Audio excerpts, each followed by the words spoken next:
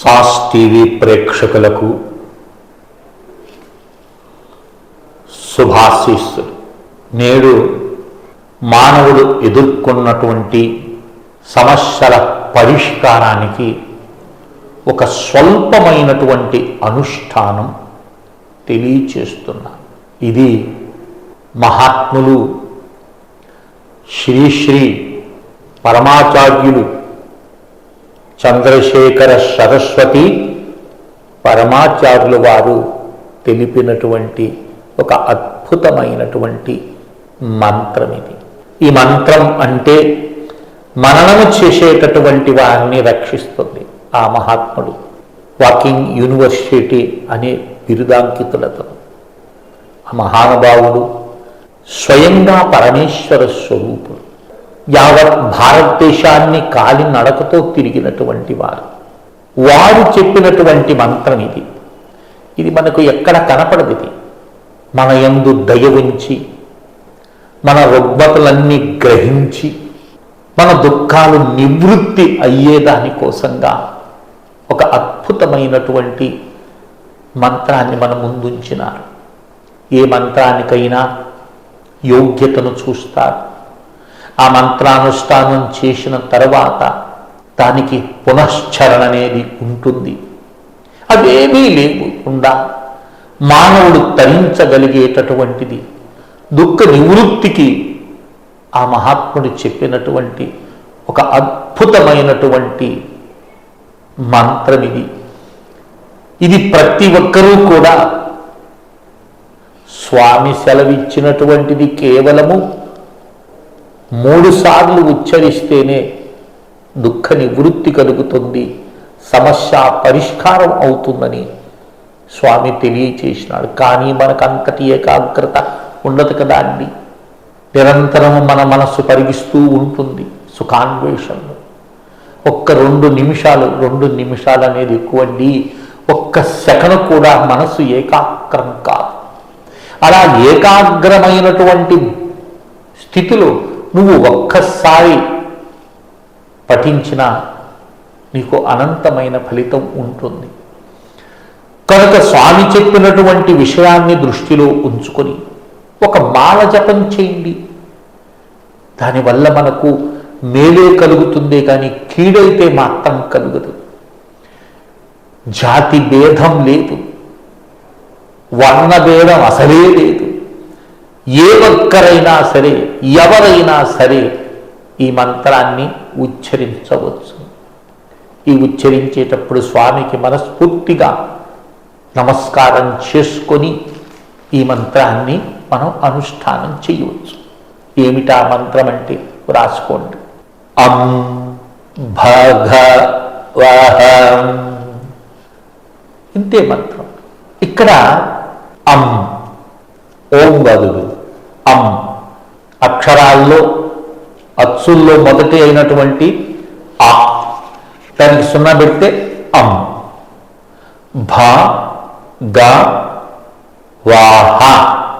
అం భగవః. అం భగవః. అం భగవః. చాలు. ఈ మంత్రాన్ని నిరంతరం నువ్వు ప్రయాణం చేస్తున్న ప్రాతకాలం కానీ అనేకమైన మంత్రాలు స్తోత్రాలు చదవలేనటువంటి వాళ్ళు, లేదు మాకు ఇదొక్కటే చాలు అనుకునేటటువంటి వారు ఈ మంత్రాన్ని మనం చేసుకోవచ్చు. ఇది అమోఘంగా మనకు శక్తిని, ధైర్యాన్ని, స్మృతిని, ఇవన్నీ ఈ సమాజంలో జరిగేటటువంటి అన్నింటినీ ఎదుర్కొనేటటువంటి శక్తి, సంసారం నడుపుకునేటటువంటి శక్తి అన్నీ కూడా లభించి తీరుతాయి. ఎందుకనంటే ఇక్కడ మంత్రార్థాన్ని మనం ఒక్కసారి గ్రహిస్తాం. ఇక్కడ అం అన్నాడు అంటే ఇది ప్రథమ బీజం అన్నాడు. ఇది ప్రథమ బీజం. చరాచర ప్రాణి అంతా కూడా మొట్టమొదటగా ఉచ్చరించే నామం ఏమిటి? నోరు తెరవగానే మనకు వచ్చేటటువంటి మొట్టమొదటి అక్షరం ఏంది? ఆ ఆ ప్రయత్నం లేకుండా ఆ అంటే ప్రథమ బీజము. అదేమిటండి ఓంకారం కదా అని అనొచ్చు. ఓంకారంలో కూడా మొట్టమొదటి బీజం ఏంటి? అకారము, ఉకారము, మకారం. ఈ మూడు కలిస్తే ఓం. కానీ ఇక్కడ అం అంటే ప్రథమ బీజం. ఈ ఆ అనేటటువంటి అక్షరాన్ని విభూతి యోగంలో 33వ శ్లోకంలో చెప్తాడు. అక్షరాణాం మకారోస్మి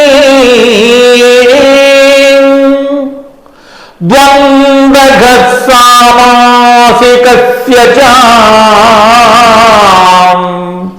ద్వంద్వం సమాసికస్య చ అహమేవాక్షయం కాలో దదాహం విశ్వతో ముఖక. అంటే అక్షరములలో అ అనేటటువంటి అక్షరముని నేనే ఉన్నానన్నారు. కనుక ఇక్కడ మనకు లభించినటువంటి పరమాచార్యుల వారు చెప్పిన ఈ మహామంత్రంలో అం అనే అక్షరము పరమాత్మకు చిహ్నం. ఇక భగవః భగవంతుడు. ఇక్కడ భగవంతుడు అనేటటువంటి శబ్దానికి అర్థం పూజింప తగినవాడు అని. పూజింప తగినవాడు, స్తోత్రం చేయటానికి అర్హుడు, ప్రకాశానికి ఆద్యుడు, సృష్టి క్రమానికి ఆద్యుడు. అంటే చరాచర ప్రపంచమంతే కూడా దృశ్యమాన ప్రపంచమంతా నశించిపోయినా తాను ఒక్కడే ఉండేటటువంటి వాడు. ఆది మధ్యాంతరహితుడు, అనంతుడు, ఆనందుడు. కనుక ఆ పరమాత్మ ఇక్కడ మనం అంటే ఆ పరమాత్మని అం అనేటటువంటి బీజంతో కలుపుకొని అం భగవః, అం భగవః, అం భగవః. ఈ మంత్రానుష్ఠానం చేత మన రుగ్మతలన్నీ కూడా తొలగిపోతాయి. కనుక ఒక శుభముహూర్తాన్ని చూచుకొని ఒక మంచి రోజు మీరే నిర్ణయించుకోండి. ఈ మంత్రాన్ని చేయండి. ఎంత జపం చేస్తారో అంత జపం చేయండి. గురువులు లేనటువంటి వారికి ఆ పరమాచార్యుల వారే గురువుగా భావించి వారి చిత్రపటానికి ఓ నమస్కారం చేసుకొని స్వామి నువ్వు ఇచ్చినటువంటి ఈ దివ్యమైనటువంటి మంత్రానుష్ఠానం చేస్తున్నామని హృదయపూర్వక నమస్సుమాంజలి అర్పించి అనుష్ఠానం చేసి తరిస్తారని ఆశిస్తూ శ్రీ విద్యోపాసకుడు శ్రీ మండే లక్ష్మీ నరసింహారావు లోకా సమస్తా సుఖినో భవంతు. ఓం తత్సత్, ఓం తత్సత్, ఓం తత్సత్.